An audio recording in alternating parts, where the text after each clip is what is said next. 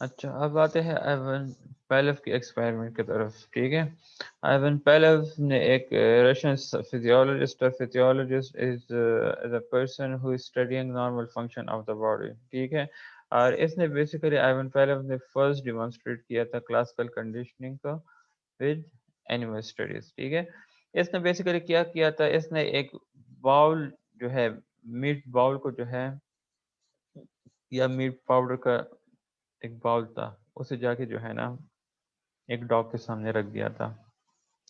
और उसके बाद इसने क्या किया था, producing the natural response that all dogs have to meat, they start to salivate. ठीक है, इसने एक डॉग के सामने एक बाउल रखा हुआ था जिसमें मीट पाउडर था, और इसकी वजह से क्या हुआ था, एक नेचुरल रिस्पॉन्स डॉग की तरफ से जाके meat, from the dog towards the meat, एक नेचुरल रिस्पॉन्स जाके प्रोड्यूस हुआ था, और वो क्या था, सलाइवेशन। ठीक है, नेक्स्ट स्टेप में क्या हुआ था, पहले हमने एक स्टेप ऐड किया, जस्ट, ठीक है, just before presenting the dog with meat powder ही साउंडेड अ बेल। अब नेक्स्ट स्टेप में जो है ना, इसने मीट पाउडर प्रेजेंट करने से पहले उसने एक स्टेप ऐड किया, वो क्या था, ही साउंडेड अ बेल। ठीक है, after several such pairing of bell tone and presentation of meat powder, several pairing मतलब एसोसिएशन जब इसने की बेल आवाज की and presentation of meat powder ball, तो पहले हमने नोट किया कि डॉग क्या करता है, वो begin to salivate as soon as it hit the bell. ठीक है, तो पहले हमने ये नोटिस किया कि जो डॉग है वो इवन बेल सुनते ही उसकी सलाइवेशन स्टार्ट हो जाती है, इवन उस टाइम में जो है ना वो बॉल भी उसके सामने पड़ा नहीं होता। ठीक है, अच्छा यहाँ पे क्या होता है, डॉग ने क्या किया हुआ है, the dog had learn to salivate in response to a sound. Dog ने लर्न किया है किस चीज को, to salivate in response to a sound, क्योंकि उसके माइंड में तो यही था कि बेल हुआ है, अब मुझे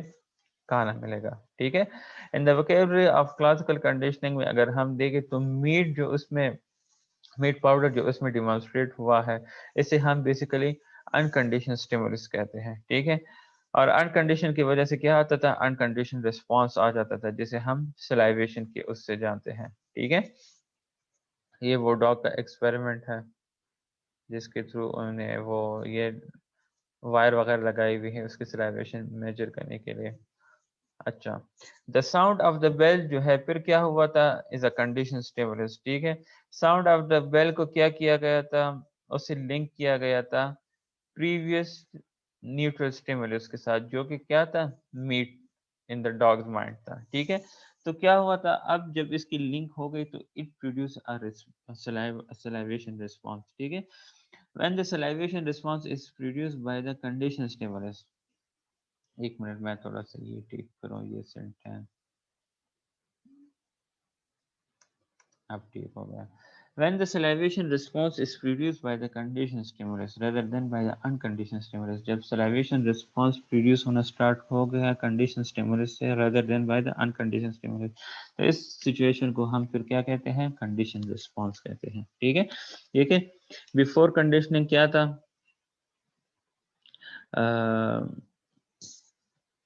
अनकंडीशनल स्टिमुलस मीट था, अनकंडीशनल रिस्पॉन्स क्या था, सलाइवेशन था। यहाँ पे कंडीशन स्टिमुलस जो टोन था, नो रिस्पॉन्स था before conditioning. After conditioning unconditional stimulus वही मीट था, वो उसमें चेंज हो गया अनकंडीशनल रिस्पॉन्स सलाइवेशन में, और जो कंडीशन स्टिमुलस टोन था वो जाके कंडीशन रिस्पॉन्स सलाइवेशन उसके रिस्पॉन्स में आ जाती थी। ठीक है, तो ये एक्सपेरिमेंट तो खैर वैसे भी बार बार हमने पहले भी पढ़ी हुई है, आप लोग को शायद कोई मसला ना हो इसके समझने में। ये एक्सपेरिमेंट क्लियर है सबको, जी सर। समझ आई है, कॉन्सेप्ट क्लियर है क्लासिकल कंडीशनिंग की, जी सर। यूनस को? Yes sir. ओके, अच्छे, वैसे ही यस यस कर रहे हैं यानी वाकई में समझ आई है? नहीं सर, समझ आ रही है अभी। ठीक है, जी सर। अच्छा, ज़ारा आप क्यों डाउन हो, रोज़ा लगा हुआ है क्या? ना सर। ओके, यूनस की आवाज़ को देखे वो कितना माशाल्लाह एक्टिव है। उस तरह एक्टिव हो जाए, आपकी आवाज़ आपकी नहीं निकल जी रही। सर। ठीक है। सर असल में इन पर बोझ जरा ज्यादा होती है, हम पर तो इतना बोझ नहीं होती। ठीक है। ये किचन का। ठीक है, चले स्टार्ट कर लेते, continue. Classical conditioning explains many familiar behaviours. ठीक है, अब क्लासिकल कंडीशनिंग जो है हमें काफ़ी फेमिलियर बिहेवियर्स से एक्सप्लेन कराता है, जो कि हम हमारे डेली लाइफ में हम बेसिकली उन बिहेवियर को डिस्प्ले भी कर रहे होते हैं। फॉर एग्जांपल, अब यहाँ पे एक एग्जांपल है, romantic the romantic feelings a young man experience when he smell his girlfriend's perfume may represent a condition response। अब एक बंदा है, he might feel romantic जब वो अपनी गर्लफ्रेंड की उस परफ्यूम को जाके फ्रेगनेंस फील करता है। ठीक है, तो इसके जो है ना, अब क्या होता है, इसकी कंडीशनिंग तब जाके बन सकती है जब इसकी ब्रेकअप इस अपनी इस प्रेजेंट गर्लफ्रेंड के साथ हो जाए, और फिर लेटर ऑन जब ये किसी दूसरे के साथ इन रिलेशनशिप हो जाए, और सेम इसी तरह कोई किसी ने वो परफ्यूम लगाया हो, तो जब इसे वो स्मेल आएगी तो इसकी वजह से वही रोमांटिक फीलिंग्स डेवलप होंगी, एंड साथ इसे अपनी एक्स की भी जो है वो याद आएगी कि ये परफ्यूम कुछ टाइम पे वो भी यूज़ करती थी। ठीक है, तो कैसे आप लोगों ने देखा कि हमारे डेली लाइफ में भी जो है ना, ये चीज़ें प्रेजेंट होती है कंडीशनिंग वाली। दैट यहाँ पे तो एक रिलेशनशिप की एग्जांपल दी हुई है, लेकिन इस तरह और भी काफ़ी सारे एग्जांपल्स हैं जिसके थ्रू क्लासिकल कंडीशनिंग अपना काफ़ी अहम रोल प्ले कर रहा होता है।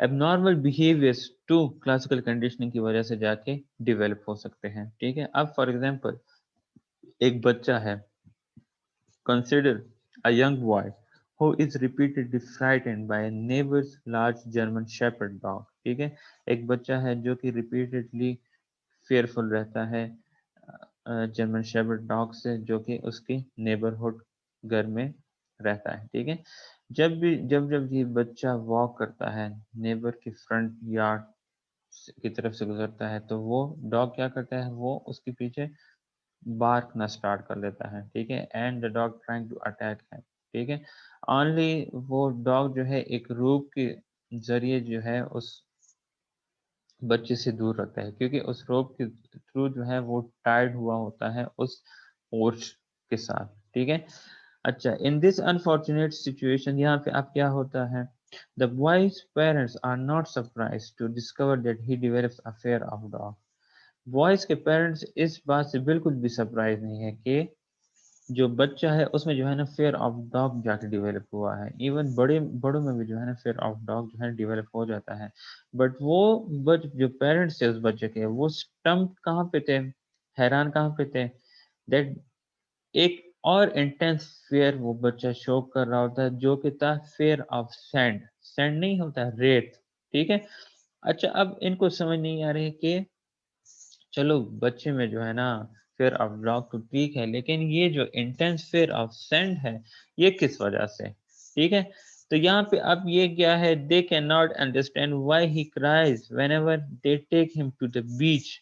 जब वो पेरेंट्स उस बच्चे को बीच पे ले जाते थे, तो वहां पे वो चीखना चलाना स्टार्ट कर लेता था और रोना स्टार्ट कर लेता था, in fear of sand.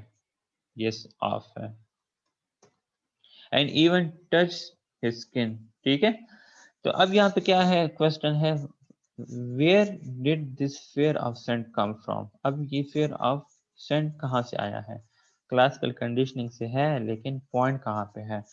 It turns out that a big scent box is set up in the neighbor's front yard for the dog to play in। अब पॉइंट ये है कि जिस नेबरहुड के यार्ड से जो है ना, जब ये बच्चा जा रहा होता था, तो डॉग तो बार्कना स्टार्ट कर लेता था, लेकिन उन नेबर ने क्या किया था, उन्होंने एक सेंट बॉक्स रखा हुआ था डॉग के पोर्च के सामने, जिसमें वो डॉग क्या करता था, वो खेलता था। ठीक है, तो इसने क्या किया है, इस बच्चे ने इसने एसोसिएट किया है दो इवेंट्स को, उस बीच वाली रेत सेंट को उस डॉग के सेंट बॉक्स के साथ, जिसकी वजह से फेयर ऑफ डॉग तो था, लेकिन फेयर ऑफ डॉग के साथ इंटेंस फेयर ऑफ सेंट भी जाके उस बच्चे में डेवलप हुआ। Every time the dog barks, lunges lunges at the boy। ठीक है, the sound box is there too, scent box is there too, ठीक है. After repeating pair of this kind, the child comes to fear scent as much as he fears the dog, ठीक है. जब जब वो बच्चा उस यार्ड से गुजरता था और डॉग उसके पीछे भागना स्टार्ट कर लेता था, उसे पकड़ने की कोशिश करता था, तो ये सेंट बॉक्स भी जो है वहां पे पड़ा रहता था, ठीक है. तो यहाँ पे पड़े रहने के बाद क्या होता है, रिपीटेड पेयरिंग होती है, ठीक है. रिपीटेड एसोसिएशन होती है between two things, dog barking and sand box, ठीक है. और इसे किसके साथ पेयर किया गया है, बीच के सेंट के साथ, ठीक है. तो डॉग, तो बच्चे में क्या होता है, फेयर ऑफ सेंट उतनी ही इंटेंसिटी के साथ जाके डेवलप होती है जितना वो उस डॉग से फेयरफुल होता है. क्लियर है ये? जी सर. दोनों को क्लियर है? Yes sir. अच्छा.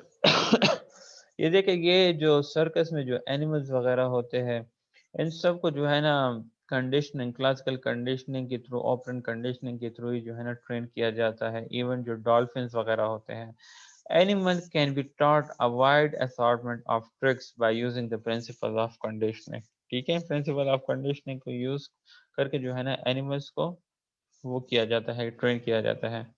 Here Susie, an Asian elephant, performed a trick called the living statue, ठीक है, as she acknowledged the crowd at a circus in Atlanta, Georgia, ठीक है.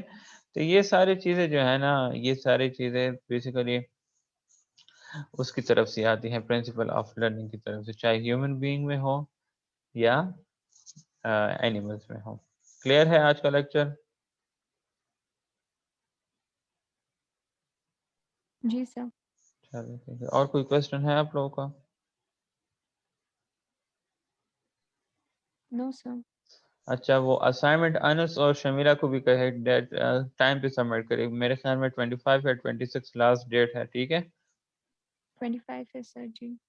बस ठीक है, खैर है, मैं वो देख भी लूँगा, 3 डेज और भी दे दूंगा आप लोगों को, 28 तक कर लूँगा, लेकिन आप लोगों ने सबमिट टाइम पे करना है, ठीक है. Okay sir. Thank you. चलिए ठीक है, अल्लाह हाफिज़.